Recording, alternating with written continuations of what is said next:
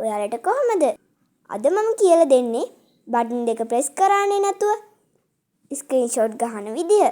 පළවෙනියටම ඔයාලා setting එක open කරගන්න. setting එකේ ටිකක් පල්ලට යද්දි accessibility කියලා word එකක් ඇති. ඒක touch කරන්න. ඊට පස්සේ ඒක touch කරාම interaction and dexterity කියලා word එකක් ඇති. ඒක touch කරන්න. ඊට පස්සේ ඔයාලට දකින්න පුළුවන් assistant menu කියලා එකක්. ඒක open කරාට පස්සේ ඔයාලට මේ රවුමක් ඇතුලේ පොඩි කොටු 4ක් ඇති. ඒක touch කරන්න.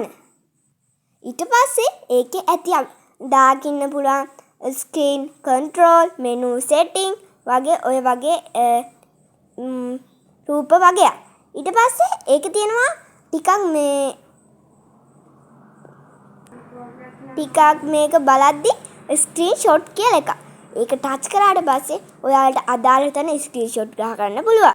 මේ වීඩියෝ එකේ අවසානෙටම මේක වීඩියෝ එකකින් කරන ආකාරය පෙන්වන්නම්කෝ. මගේ වීඩියෝ එක හොඳ නම් නැන්දලා මාමලා අයියලා අක්කලා මාව සබ්ස්ක්‍රයිබ් කරලා තියාගන්නකෝ. මාගේ වීඩියෝ එක බලපු හැමෝටම ස්තුතියි.